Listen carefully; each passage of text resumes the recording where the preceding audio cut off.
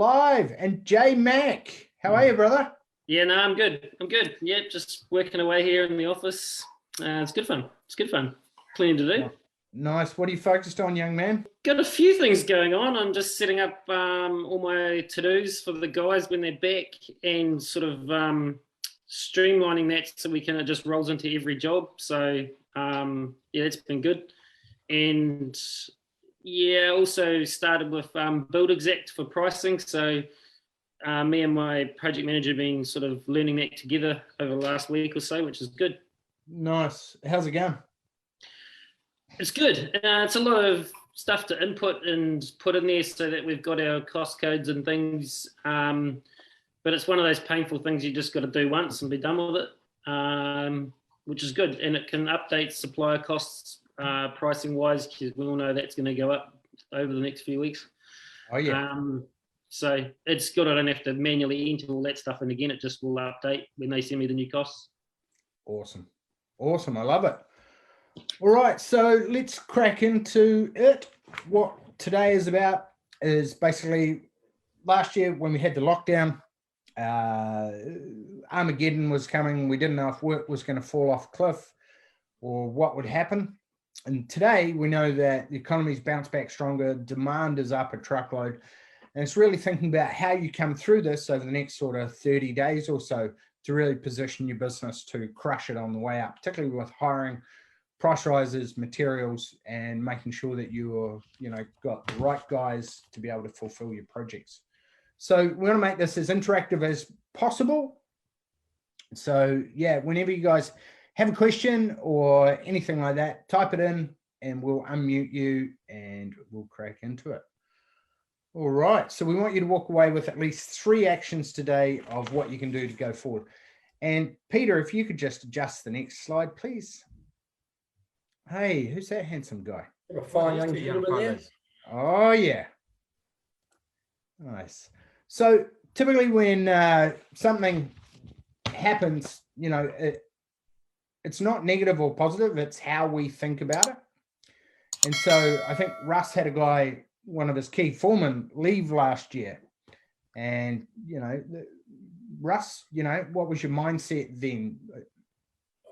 Well, it's something I should have done ages ago, but I was too worried about what happened if he left.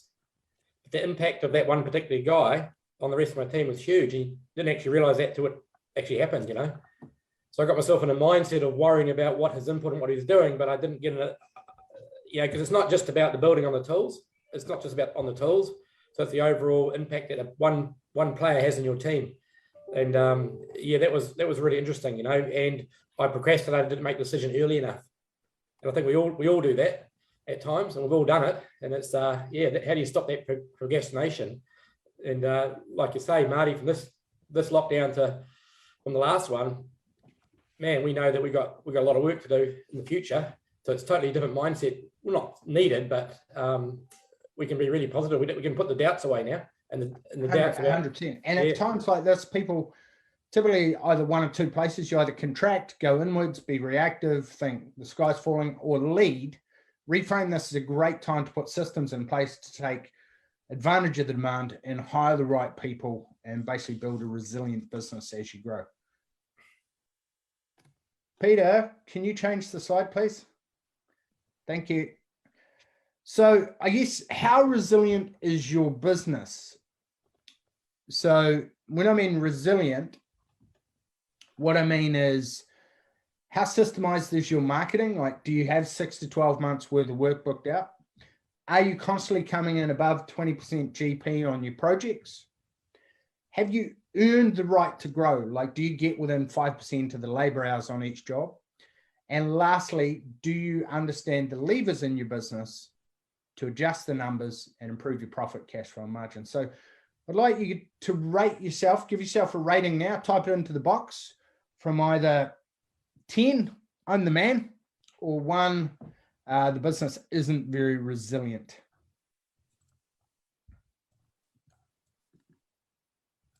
$7.5, nice.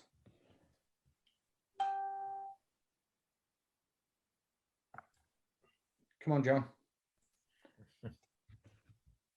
You can do it. Type in a number. Don't be shy. Oh, nice, 7. Right. What areas do you guys most need to build resiliency in the business? Sales and marketing, team and systems, or numbers and pricing? Numbers and pricing for me. Okay. And in which particular area? Is it pricing the job? Is it back costing in real time? Is it controlling it on the way through? Is it understanding what levers? Yeah, I've been working through the worksheets and stuff like that, but it's the levers. Going in with a higher margin now, I'm getting everything QS'd, and we're just capitalizing on all the marketing that is going well, and the booked work is going well. So we've got the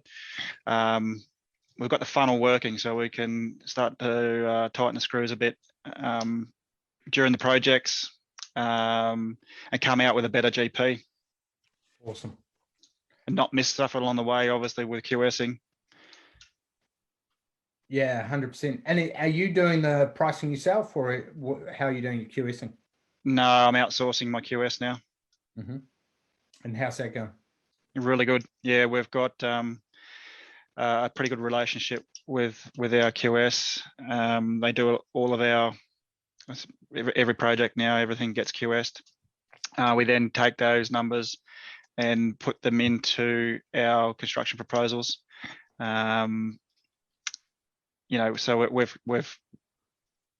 we're dealing with the numbers that are coming in from our QS, where it's not me just building the old school style. How I was taught was to build the house in your head, add the labor, add the materials, this and that, go through. It's just a long-winded version. This breaks it down a lot. They check everything as well, which is good, and make sure quantities are good. And then, it's just a matter of getting the processes having and the boys doing what they need to do on site to come out the other end with the right sort of profit margin. Nice. It'd be really interesting, David, to see over the next 3-6 months your cost of the QSing, at what stage you then have an in-house QS. Exactly, and I've been Ross. Yep, definitely. I've already kept a track of the last 12 months QS, and I reckon I could put on a full-time QS if I needed to. It's pretty up there. It's really interesting. I was having a really good discussion yesterday about it and cost of my QS, etc. But my QS is actually a QS, a project management and sales person all in one. Yeah. So there's still plenty out there that can have that ability, and it's interesting. So you go, the QS is a lot, but actually for that QS to price that job, then actually be able to do the variations, do the on-site as well. Yeah. So it can be actually really good. So interesting to watch your journey with that. Cool. All right. Now the next part is, how resilient are you? So what's your mindset like? What are you putting in your body? Do you have your structure for your perfect week, your default diary set, and how well do you stick to it? Where would you rate your resilience? Because I know when I'm doing 75 hard and I'm eating clean and I'm sticking to my daily program, I'm bulletproof. When I stop doing that, or I start watching the news or any of that crap, then it takes quite a hit. John, do you want to go on this one, mate? Well, there's not too many people to choose from, is there? Well, what did you want me to answer? How resilient am I? Well, I think I've got better with this. Having my default diary, we were mentioning this in some comments the other day on our members page. It changed my life. I always used a diary in an online one at that, but I didn't put everything into it. And so there were so many gaps where I thought I was free, but I had so much to do. So now I just write a to-do list once a week and fill it up. And it takes it all out of my head. So my resilience to things coming in, I leave gaps. There's always things that come up. Leave a few gaps to solve a few problems, but you just take away those tasks that, when am I going to get to doing that? Well, you've put time aside to do it. So my my lovely wife sitting over here is taking full credit and dancing around happy, saying, yeah, I did that to you. Yeah. So, you know, and I'm still doing it now, even though we're in lockdown. I'm putting in the things I need to do each day to, you know, to tick them off. It just made it so much easier. So my resilience to that is good. And it's sort of kept us going through being locked down. We can plan what's coming up. I got my project manager working from home hard out. He's got every order for the next 3 months booked in and scheduled, and so he's flat out. It's good. Brilliant. I love it. I just a little bit about my resilience. I've had a pretty average last few months, but with some health issues, and my dad passed away, etc. And but my business is resilient, and my mindset is resilient. And a bit like Marty said, I'm keeping myself healthy healthy now, and fresh and fit, and eating well. But I have been reflecting in this lockdown about my last lockdown, and my biggest fear is actually not doing the things that I said I'd do, which is from the last lockdown, this lockdown, we're all in lockdown, and go, oh, remember last lockdown, we said we do this, this, and this, and a lot of us haven't probably done it. You know, I want to do more fishing and more things like that. But one of the things I've talked to a few people about over this week was, what was the scariest thing about lockdown? And no one said about the virus. No one's ever talked about the virus at all. Yeah.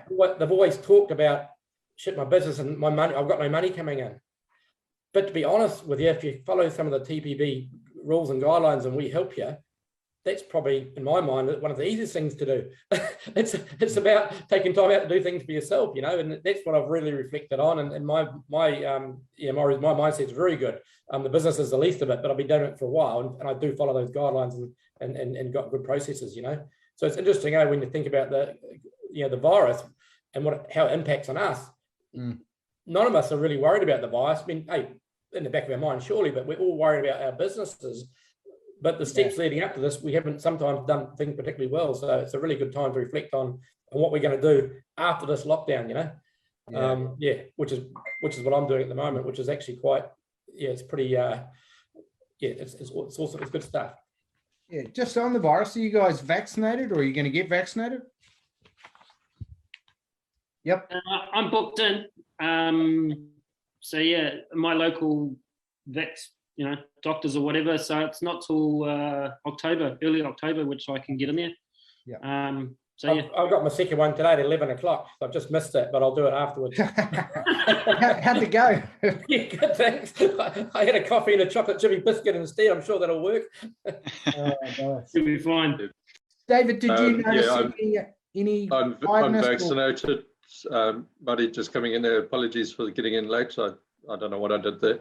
But yeah, I'm vaccinated. One of my boys is vaccinated, but the other one's made the choice not to vaccinate.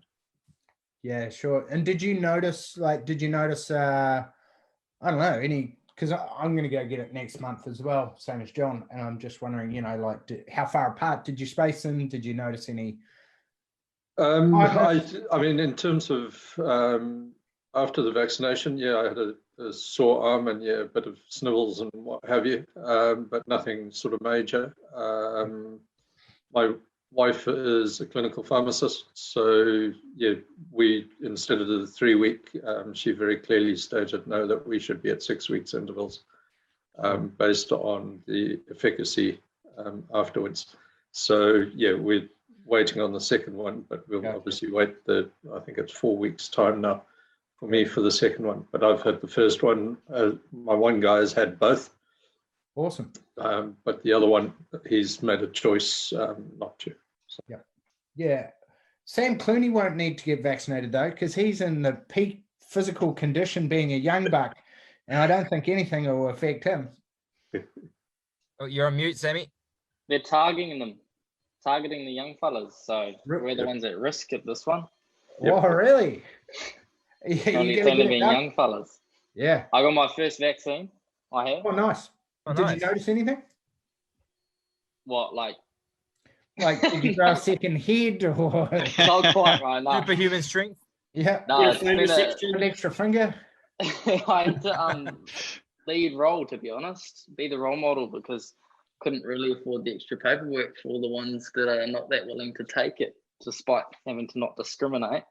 But yeah, with ours as a team, everyone's been willing to take it except one. And that's fine. Like I've got Sarah working on what we actually need to take, but there are different protocols that we have to consider. And to be honest, 6 months down the track, if you look at the other countries around the world and how they're taking it, it becomes a yes or no, to be honest. Are you, have you been vaccinated twice? And it's actually kind of scary because it is what it will be soon, and it will actually restrict, like I've sort of mentioned to the boys as well, like it's going to restrict you personally in the future. I'm definitely not one to be pushing it on them. I'm just saying that, to be honest, it's just the way of life, and it's going to be. Yeah, but it's going to be interesting, this whole vaccine passport. And, like if you go to a restaurant and it's like, have you been vaccinated, or you go to the gym, or, it'll be intriguing. All right, let's move on. Talk about business. Peter, can we go to the next slide, please, young man? Keep going. All right, so it is business as usual. And what we're just talking about, you need the systems in place to hire and train your people, sales and marketing, bringing the jobs, and then obviously numbers and pricing. And each month, Peter, we go through these numbers and the mastermind. How are you guys going with bringing in the numbers and clarity on focus? Are you clear what your next step and biggest area to work on is? What's the biggest area that's going to make the most difference? Is it hiring? Is it improving productivity and margin on site? What is going to make the biggest difference? Type that into the box. I'll let Russ chat a little bit about what he's focused on, biggest opportunities for him, whilst I use the small voice room. Yeah, my biggest opportunities are, well, it's absolutely really busy, which is a good thing. And it's just, first and foremost, my key 2 points over this lockdown, and we're in lockdown for another couple of weeks up in Auckland, is actually reaching out. I mean, without staff, I have no business. Without clients, I have no business. So staff and my clients are my first and foremost focus. So I've been staying in contact with my staff a lot, because some of those guys are worried. Not as worried this lockdown. Last lockdown, we we're all worried if we had jobs or not. This lockdown, it's different. So it's communicating, keeping my team together. My guys have been sharing. We're on Facebook Messenger together. We've been sharing little projects that we've been doing around the home. It's been, and a few old photos and things. So that's pretty cool. We've already cleared up our hours we want to work. We've got daylight saving coming up. We don't generally work Saturdays. We're just making a bit of formation, a team of actually trying to make up this last 4 weeks. We've already talked about our Christmas holidays. Will we come back 3 or 4 days early? What does that look like? And all those sort of things. So we haven't decided 100% on that. But yeah, it's just formulating a plan, going early. We know we're going to have heaps of work. We've got jobs that are going. We know there's shortages of materials. How do we best alleviate those issues and all those sort of things? So yeah, working on a whole lot of things, but mainly my staff at the moment, and mainly my clients. One of the biggest things for the clients at the moment, who's in level 3 at the moment? Any of you guys level 3? Yeah, South Island. Well, from Auckland down, really. Yeah, it's prejudice. Yeah, so we're still in level 4. So if you're in level 4 store, the key thing is actually to reach out still to your clients, because at level 3, most of our clients' kids, because we're renovating, of course, so we're in people's homes, so a lot of their kids are still at home. So you can't just bowl up on 7:30 on Monday morning. You need to be able to speak to your clients. Are they actually happy for you to be in to be in their house? Can you do the protocols, the mask, the 2 meter, all those sort of bits and bobs? Are you going to have little bubbles in your team? So that's one of the things I'm working on now, is my health response. And we did it last time, but once again, it's just another layer of things that you have to do. It's not that hard. It's not overwhelming, but yeah, communicate with your clients where they're at, because they're all sitting there going, "Wow, we're not going to get our houses done," So you communicate with your clients, and then obviously, your sub trades and all those sort of things. Just because we are ready to go next week or a couple of weeks when we're back in, it doesn't mean my sub trades are ready to go. So that's probably the thing that I'm working on the most. I guess you guys at level 3 have probably already done that, or in the process of doing that. But yeah, without staff, you have no business. Without clients, you have no business. So those are 2 people, first and foremost, that I'm communicating with and talking to very regularly.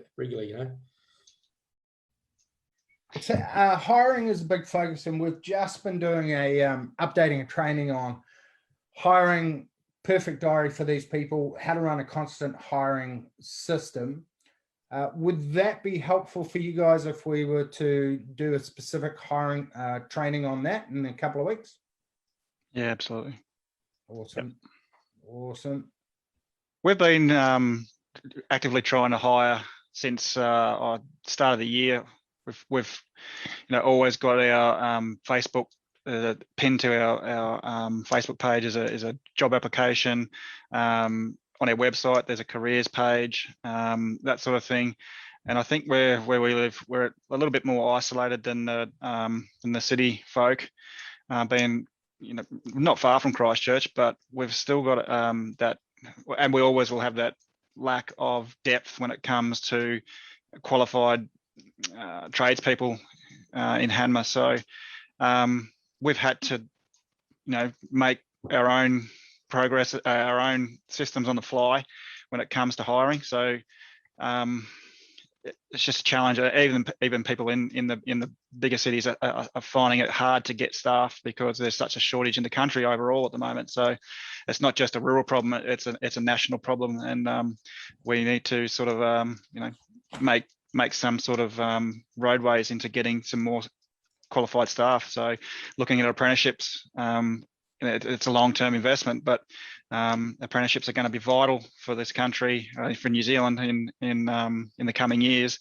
So we're looking at starting, and always have, getting that grassroots employees coming up through the ranks.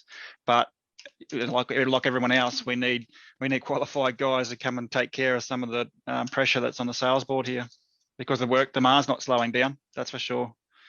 So time now to focus on building a better hiring system, it sounds like. Yeah. So building better hiring systems and systems that work for the individual, and getting the culture right, getting a team structure right, and developing your own staff culture and employment culture and longevity of your staff that you've already got. Yeah, 100%. So if we were to put something together, training in depth, get a couple of members who are on the line who are doing it well, would that be helpful? Yep, 100%. Okay. Also, cool. Just a little addition is also what to do with the current situation, especially speaking to a lot of members recently. Australia, the demand's so high, people who just go out on their own, even the young ones, are just charging arm and a leg because they can, because the demand's so high. Right, so they're trying to control that, as well as New Zealand and even in Northern Hemisphere, a lot of issues with quality. A lot of people coming through, just no quality coming through. So how to really get that quality? Yeah, just reading those comments from Mark, and I can, these were in the box here. Well, I've been, as most of you know, I've had apprentices all my life and trained them really well and done really well with it, and that's been a core part of my business. So am I struggling now? Yeah, I could do with some more tradespeople. But one of the key things is obviously we've got to hire for sure. If we can hire, great. But they are wanting a lot of money at the moment because it's it's a buyer's market really, a seller's market, so to speak. So one of the key things is your marketing has to go hand in hand with your staff. So it's no point me doing a $2 million architectural build on the side of a hill if my staff can't do it, because although it might be a big project, I'm not going to be able to do it to make great profit. So my marketing for what my type of jobs that I'm trying to do, and there's a lot of jobs out there, is going hand in hand with my staff that I have got. So I've had some pretty good projects lately that actually aren't really highly qualified jobs, So it's actually having a little think outside the square about that. Just because it's a massive big job that's really tricky to do, you need expert staff, does your marketing suit your team? And I'm not saying don't have a good, like Marty says, you need a really good plan to hire staff as well. Absolutely, we still got to do that. It's tough, but it's not impossible. People come and go. I've been trying to do a little bit of late, and I've got a new guy starting. We actually started the day after lockdown, so he hasn't actually started yet. But yeah, but I find that if I can target my marketing around the sort of jobs I do, it works really well for my staff that can do those jobs. And And some of my young apprentices that I started last year, one of the guys is about to start his own little project. He's only been with me for a year, you know. So yeah, just consider that as well, your marketing to match your staff as well. Awesome. Right, Peter, can you go to the next slide, please, my man? We will book in a training in a few weeks on everything hiring. Awesome. Our first female, Russ had a female, Mark. I mean, Russ didn't have a female. He's had several. Russ had a female. I've had a couple of wives as well. Employee, yes, yeah. New territory for us. Put our first female. Awesome. All right. So mindset is everything. So key things are, what are you putting in your brain? So I've always been a big reader, because I figure if someone's taken a lifetime to figure out how to do something and they write a book, then I can short circuit that and read it in a week or so. So what are you putting in your mind, and what stuff should you be doing less of? So what are you putting in your mind? Has anyone got any great books? Are you using Audible every day? Yeah, so I've got myself an Audible subscription, and it's probably one of the best things that I've done for my own mental well-being. I've got some more credits coming up, so I was just writing down those ones that you just displayed there. So yeah, reading, meditation, that sort of thing, Marty. Sorry, I didn't mean to cut you off, David. Say that again. Oh, so look, yeah, I've been reading these books here, not these two in particular, but other ones, and Audible's been a great step for that. I've got diaries and stuff that I've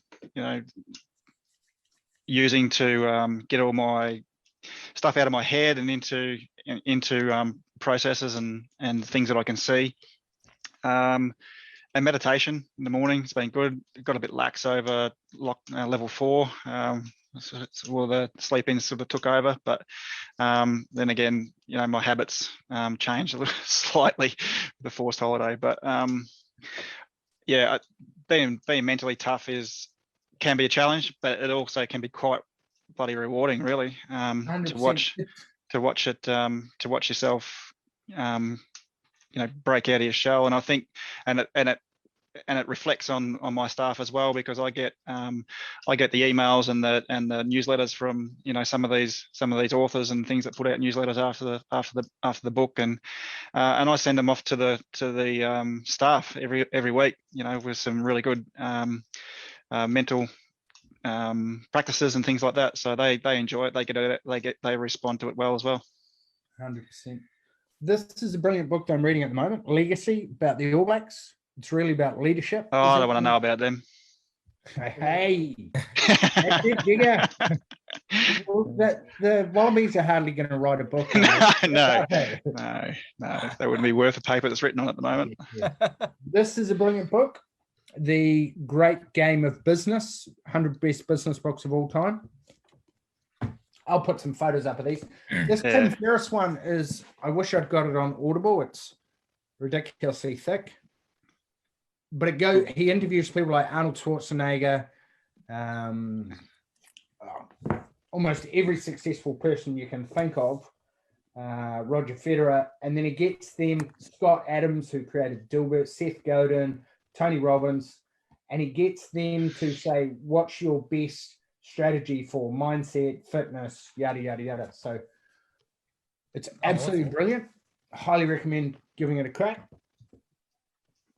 And if anyone who is looking for mindset, stoicism, this guy here, Marcus Aurelius, I'll take photos of these and drop them in afterward. Meditations is brilliant, absolutely brilliant. Oh, and another brilliant one, Ryan Holiday, The Obstacle is the Way. Top 5 business books that I've read of all time. The Obstacle is the Way. It's genius. It's just about reframing the shit that happens to you and going, okay, I am where I am because of my past actions. If I want to be somewhere better in 90 days or 12 months, then I need to change what I'm doing. And so the obstacle, what you're frustrated about, whether it's lack of cash flow, lack of jobs, lack of employees, whatever it is, that's the shining light to focus on, and get that fixed over the next 90 days. And then life is going to be a truckload better. Oh, lunch? Yes. Fantastic. Can you tell Mummy I'll be about 15 minutes? Thank you. What's everyone having for lunch? Does everyone have a chef, like a lovely wife? Yes. Yes. Oh, yes. I'm going with salmon. Maybe. John, you'll get a clip around the back of the head, John, if you're not careful. Nah, she's gone out of the office, mate. I'm good. I love it. All right, let's get into some of the specific tactics. Has everyone gone through and had a look at the action checklist, the 78.1? If you haven't, that's okay. Have a look at it, go through, and what it does is it gives you a score at the end, and it goes through bit by bit with, we've just updated it, with cash flow strategies, what you should be doing with your team, etc. And I'll hand it over to Russ now and talk through a little bit about dealing with clients. If you could go back to the clients slide, Peter, that's the one, and go to the clients one. Should be the next one. Bam. Probably Too quick on the trigger, Pete. Go back, Pete. There you are. Bam. All right, Russ. And we would love to get your guys' feedback. What are you doing with clients at this stage? And Russ, take it away. Yeah, so one of the things is that I'm doing at the moment, because we're still locked down, is actually communicating with my clients. So I've been communicating about my clients through this lockdown, but also prior to lockdown, because we've been in this for a little while now. So our last lockdown was 150 days ago. So we should have already been communicating about the situations like that may possibly occur in the future. And now with our new jobs going through and our clients we're looking at getting, we should be communicating once again about delays in materials, price increases, and all those sort of things. So we've got to be forward planning for our next lot. But right at the moment, all my clients know that prices are going to go up. We talked about a few months ago at TPB about our contract clauses. So I have clauses in my contract already about price increases. So it's still communicating with them about those. It's like if you do a job and you foresee a variation that's not actually on the plan, it's really nice to communicate that early with your client. So when you actually present that variation, they've already known about it. So you're almost preempting the situation. So I'll be talking to clients now about, hey, yeah, obviously lockdown's over, things are going up, supplies are hard. So we need to be always forward planning for that, to almost condition them for what's happening in the future, because we actually don't know, but we know there's labour shortages, we know there's material shortages, we know there's materials delays, shortages with sub-trades and contractors and all that sort of stuff. But one of the things is letting them know you actually have a plan in place. So all my clients already know what's going to happen on the day one of when we get out of lockdown. So they know a plan, your builders know a plan, we all know what the plan is. Now, I've had a couple of jobs that should be finished by Christmas, because that, for whatever reason in the building industry, always try and finish a job by Christmas. It's not going to happen. My Portaloo people, my scaffold people, all those people, all my subbies have already have given me 3 weeks leave. No one's charging us now, so I don't know, you guys shouldn't be charging for any of that stuff now if you're not working. So all my scaffold, all my everything at the moment for my contractors is all on freeze. So I'm not paying for scaffold while we're sitting in lockdown. But going forward, I already know that my scaffold companies, especially on 2 of my big jobs, have already given me a 3-week free time over Christmas. They've already organised that before the job started. Hey, it looks like we may not be finished by Christmas. We might start after Christmas, but if we start before Christmas, can you give us a 3-week break over Christmas? So it's just preparing for everything going forward like that. That's a key thing. But going forward with your new job, if you sign up a job next week, it's about, I do my payments every week now. I used to do them every fortnight, but for a while I started doing them every fortnight. Back in the old days, I was always every week, and I started going every fortnight. Now I invoice every single week, and I still pay my deposit and invoice. I don't do any jobs with retentions. If anyone's doing jobs with retentions, they can be a really pain in these times. And also one of the clauses as well is about your code of compliance. So you do your code of compliance, and you wait for 3 months for all the paperwork to go in, and you still haven't been paid. So you need to have a very strong clause in your contract that says you get paid after your initial inspection and you've been signed off by the council. And then you need to have a fee for actually doing the code of compliance if you choose to do the application for your client. So all those little bits and pieces, those little bits of cash that come here, come in. I'm not just not working for nothing, put it that way. You're not ripping anyone off. You're just doing the work and expect to be paid for it. A lot of us do all that work and all that effort for no income. So we shouldn't be doing that. Russell, just on that note, in regards to your weekly payments, invoice every week, are you basing that on how is your preferred structure? Are you doing that on obviously percentage of work, or is that based on what's actually across the board in terms of charge up, or are you sitting there with jobs where you're going sections, or are you just doing? So for charge ups, it's just purely hours and materials as they come in.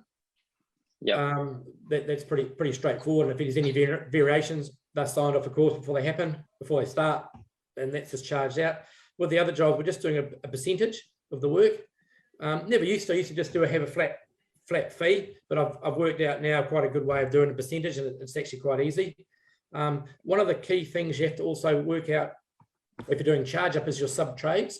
What's your agreement with your sub trade? For example, I got a bill the other day for $20,000 for an electrician. It's a pretty big job. But if my clients haven't paid me, my electrician realizes that he needs to wait as well.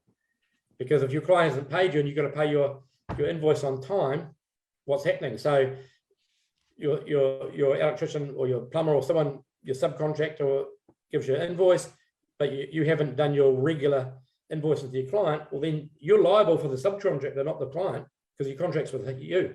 So have you got a client with your subcontractor, your Sparky, for that, or how are you dealing with that? Yeah, so I've got basically we have a so the electrician will come from me, for example. We'll put our margin on it. That gets sent to the client it's a charge up job. He knows our percentage we put on it.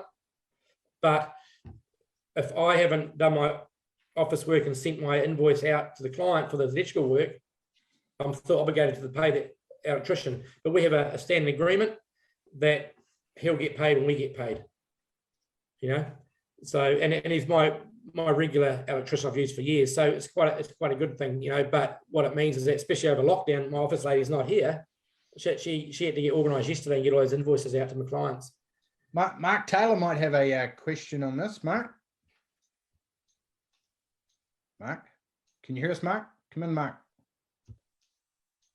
He's muted. Mark. Here, but not in spirit. It's about those. On the loo or something. It's really key at the moment about relationships. And if you even talk to your subbies, and we had a TPB webinar a few weeks ago, didn't we, Marty? With our mate from Placemakers, etc. And that it's about, at the moment, it's about relationships. Building relationships with their subbies, and they're going to look after the existing clients. They're not taking any new clients on. And I found that my relationship with my subbies and my suppliers is really strong. So I'm actually getting really good service. They're looking after us because they know that we're here for the long game and we're going to be loyal to them. So relationships at the moment. So, hey, have you, in this lockdown, have you reached out to your rep from Placemakers or Carters or ITM? Have you reached out to your plumber, your electrician, your tiler, your painter? Have you been communicating with those people? I have been. That's what I do. So every day I'm making 3 or 4 calls to those people. It's about those relationships, and it, more so than not nowadays, because the materials are the materials. We can shop around, sure, but at the moment it's not even about shopping around for the materials. It's just about, can we get the materials? And if you've got a clause in your contract that the materials have gone up, like they have, then it's not an issue really. I mean, it's sad, but the client has to pay for it. If they want something built, they're going to have to pay the extra cost. It's not on our back. And reading one of the comments earlier, just before, what one of our members about last lockdown, he took on too much. He took on some of that debt. There's no need to. Did any of you guys watch the NZCB webinar yesterday, or day before yesterday, the LBP days? The Mark Tally McKegg guy, lawyer there, had a pretty good presentation on the contracts and clauses in the NZCB contracts relating to price increases and that. So it's worth a watch there too. Yeah, they've been my lawyers. They've been my lawyers for years. When I have never gone to a breakfast yet. Yeah, exactly. Yeah. They invite me. Yeah, I know. Master Builders also has it in their contracts. We use theirs, and it's been a clause that's been there pre-COVID and all of that, stating price increases to be passed on. So it's about, I find, like Russell said, it's about educating those clients now more than ever about that, because we know what's happening. We know delays are happening. And as long as they know and understand, it's not new to them. That's what I find. Yeah, if someone's building a house for 700,000, if it's now going to cost them 730, they'll still build it. If you're renovating for 353,000, if it's going to cost you 360,000, 370,000 because the materials are going up, they're still going to do it. And one of the things I talked about our clients is about, because you want to sell them the rosy picture, and the picture is rosy. Look at the house values. We're still putting our materials have gone up, our labor's gone up 10, 15%, whatever it may be, but freaking houses are going up by billions. Isn't that interesting? That didn't come up in the panel that we did a month ago.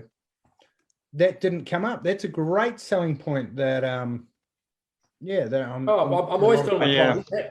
Same. My clients, look, we've gone up, but look at the value, Yeah. And yeah. I still try and plug that to all my pre-existing customers and new ones coming in. It's always going to be cheaper at the moment to build than buy. So, and it's really interesting is that people still what they want, what they want. So you go, hey, look, we won't do your Vitex deck. We can do a pine deck. But then they'll go, oh, I really like the Vitex. Yep. Just bloody do it then. It's your biggest investment in your life.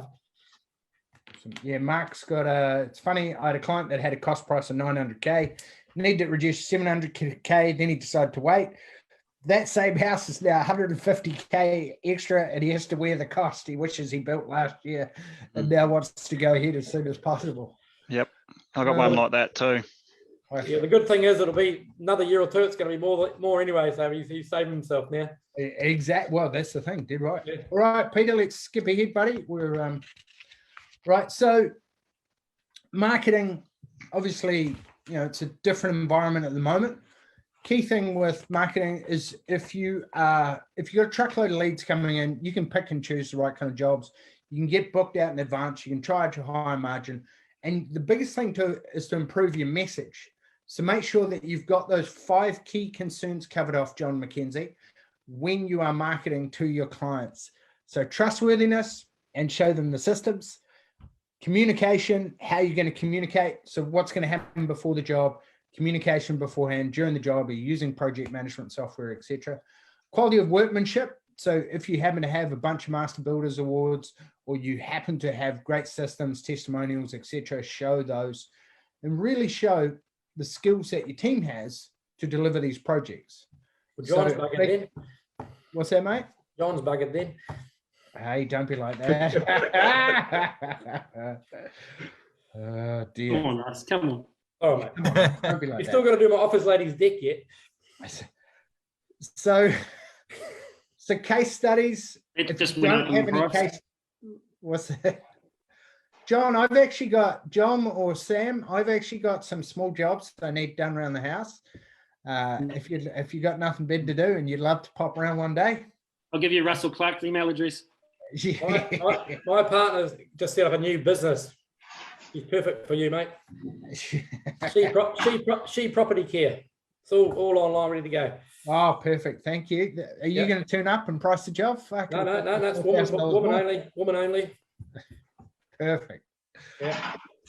All right. So marketing. Do you have your website as a direct response website? Do you have the right number of leads coming in to hit your target? So if you know that, hey, we need to do one job at 250K a month to get to our 3 mil, great. How many jobs do you need to price?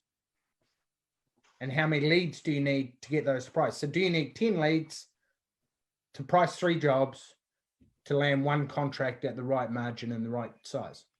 And then all we do, marketing is maths. So we work backwards, right? I can say that again very slowly for anyone in the South Island. Oh, yeah, that's fighting talk there, mate. Yeah, talk cheap. So does that make sense? You want to get a hell yeah? Yep. Hell yeah. Hell yeah. Oh yeah. Yep. So just work backwards from your ideal and then make sure that you've got those leads coming in and those 5 key concerns that people have. This is also a great time now to get your how we work with you video mapped out. And because we've got a lot of members using our because we've got a marketing agency as well. I think John McKenzie uses our agency. Todd does as well. He's got a pipeline of, I think, like 25 million worth of work. If we could go to the next slide. So there've been some great wins coming up. Peter, I think you've been involved in these. If you can give us some highlights.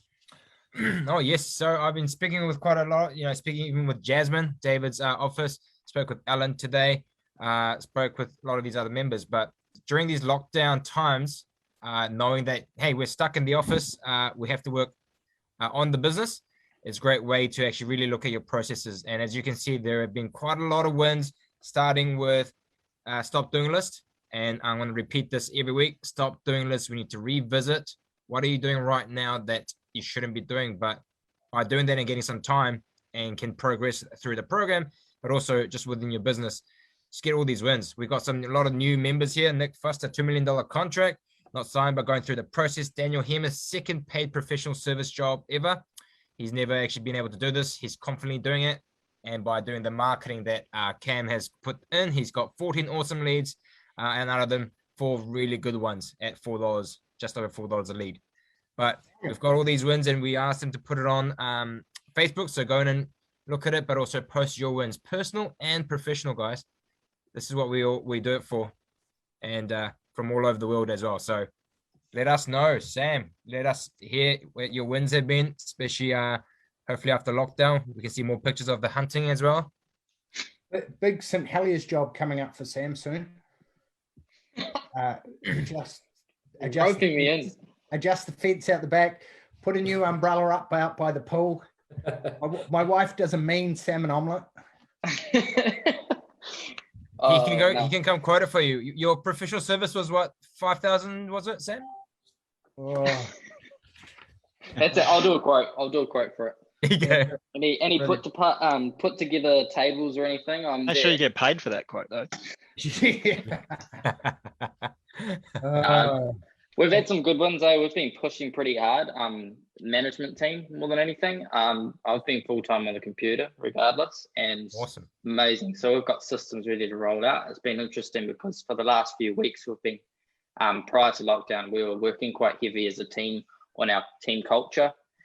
Just building that up, because you can have as many systems as you want, but if they're not willing to pick it up, they don't care if they don't know the vision and all that. So I felt like I was kind of plateauing there for a while in terms of I put all of the stuff together and no one's really caring.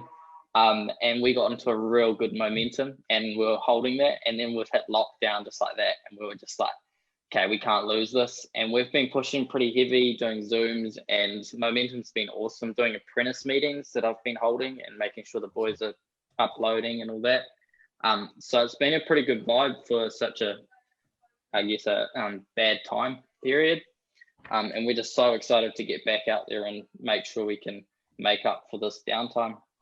I think that's a good point, but also great delegation from you too, Sam, seeing your sister come online to do her part for the business, as well as you, Dave. Jasmine coming online without you, having to. Alan slowly getting his guys up as well. So yeah, great delegation and great leadership, because you passing that on for the business to run by itself without you having to be on that is very important, and I think you guys have done. Yeah, really. I was just talking to Warren Dunn, who picked up, I think, 14 Master Builders Awards last month in Manawatu. His big focus is he's been growing like a weed, is building his team and putting the systems in place for them to be able to follow it. And so 2 of his older guys weren't that receptive. So they parted ways, and now the rest of the crew has come up massively. As you raise the bar for yourself, what you will and won't tolerate, others around you will either step up or step off. So the big one is 100%. Holding those personal standards in both your personal life and your business life. And it will gravitate great people towards you, because they'll see you've got a clear vision, you're not willing to accept poor performance. And as you hold yourself to a higher standard, other people will come along behind as well. Just coming in there, Marty, a quote that I heard Scott, the great Canterbury coach, said to us the other day, he said, yeah, those that are being a little bit challenged at the top, we create an opportunity for them to work elsewhere. Exactly. So, Free up and I thought that was such a brilliant way of putting it. Yeah, 100%. Just a pity he's not the All Black coach in my mind. Can't argue with you there. Yeah. All right, Peter, next one, cash. Some simple strategies here to go through, and you should be doing these all the time. One, have a look through your profit P&L line by line. See which are you getting a return on, and invest in mindset and marketing and systems are the key ones, because they're going to enable you to be able to hire the right people and really smash things going forward. Create an asset list of any assets that you might not be using that you want to free up. If you need to focus on cash flow at the moment, then we've got the exact perfect training that we did last year with Liam Walker from BDO, who's one of the key principal accountants there, Russ and myself. So this goes through how to work out your exact cash position. It gives you the resources, how to do a cash flow forecast. It gives you the tools and the spreadsheets to go through, and then it gives you a structure of what actions to take for your daily program. It's a really good training. So if you are worried about cash, highly recommend go and check this out. 30-day fast cash turnaround. It's on the membership site. We did it last year with BDO principal accountant Russ and myself. It's really, really good training. One of the things in there, Marty, also is, we have our stop doing list, but also we need to do that for our building companies as well, as in, what aren't we going to do? Are we going to supply splashbacks in the kitchen? Yeah, you might make $200 on it, take the liability through it, have to invoice, have to get the cash in, all those sort of things. So there's a whole lot of little things in our businesses that we're probably doing that we don't really make much money off, and it just becomes a pain. So are you not better to recommend that your client goes and sorts their splashback back down out there, or even for that matter for kitchen companies? You might recommend a kitchen company, and you might be able to get a invoice them for referral fee or something like that, as opposed to having to pay $20,000-$30,000 for a kitchen and suck up your cash flow. So yeah, just all those little things. Actually, what we actually really making true core money with on the side, there's a whole lot of other little bits and pieces. Carpet, for example, you might carpet a house, might be $6,000. You might make yourself $800-$900, but so just have a think about what actually you're making your dollars on, especially when you're supplying materials, because we make our most money on labor, and obviously we lose our most money on labor as well. But some of those, our timber, all those little bits and pieces, but those other little bits at the end, hardware, etc., is there other ways to skin the cat, so to speak. Awesome.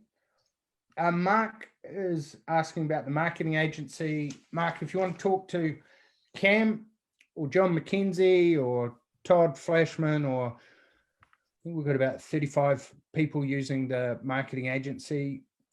If you want help, have a chat with Cam. No obligation, just see what area is going to help your marketing the most. All right, some of the other things you can do, have a look at the 151 ways to create an extra 500 to $1,000 per week. Great opportunity at this time, just what Russ was saying, exactly where do you make the money in the business. Increase your bookkeeper or wife's or best offsiders hours to help get those invoices out quicker and improve cash flow. And then, of course, have a look at the cash flow training. All right, Peter. Yeah, big opportunity, obviously, hiring. Get your marketing sorted. And I'm not just talking about marketing for direct response for leads, Facebook. I'm talking about marketing for people. So we're going to go over this in depth. Do you have a landing page with a video from all your team members on what it's like to work at your business? Do you have each job description mapped out with the perfect week, the default diary, and the KPI? Do you have in that landing page, are you driving traffic to you? Do you have a $500 or $1,000 incentive scheme that you're giving to your sub-trades, to anyone else in your group, like BNI, Russ is doing BNI online, etc., so they can be out there marketing for you to find great guys? And are you looking to poach them? So you might pay that $1,000, $500 up front when they start for you. and then $500 after 90 days. Anything else anyone would add on big opportunities, hiring, marketing, looking for spec sites, etc.? No? Perfect. All right, next slide, Peter. All right, so big thing from today is go and have a look through the checklist, fill it in, send your score back or post it below. What area is going to give you the biggest opportunity over the next 30 to 90 days? Number two, if you do want to improve your cash flow, go and have a look at this 30-day fast cash turnaround. Then book in for your session with your coach. If you're not a member, comment game plan in the Facebook group, and we will have a chat with you to see A, if we can help you, and then B, what are the specific strategies for your business. And lastly, we will hold a in-depth hiring and culture training. Would that be helpful for any Australians or people in the South Island or anyone in civilization in Auckland? Sorry, any Cantabrians are welcome as well. Aussie Cantabrians, mate. How about that one? Oh, it's like the worst of both of us, isn't it? Jason, how are you going, mate? Jason, are you there? Late to the party. Yeah, just trying to figure out this Zoom thing. No, I'm good, thanks, Marty. How are you, mate? Yeah, good, brother. Whereabouts are you based, my man? Just up in Auckland at the moment. Oh, whereabouts? Ellerslie. Perfect. Are you any good at installing umbrellas into a deck beside a pool? Sam, did you delegate this to Jason already? So, Jason, I gave him your number. That's one of his biggest strengths now is delegation. He's getting real good at the day. All right. I'm always getting better every time I see you too, Jace. Cheers, mate. Cheers. Trying to keep it nice and groomed during the lockdown. All right. Okay, time for action. What I want you to do now, grab a bit of paper, write down what are 3 actions that you are going to take away from today and implement over the next week or 2. 3 actions. Could be mindset, could be hiring, could be marketing, could be systems. Look forward to seeing your paper, Jace. And yours, mate. Great response. And where should I send the photos about the job? Jason at Strongville.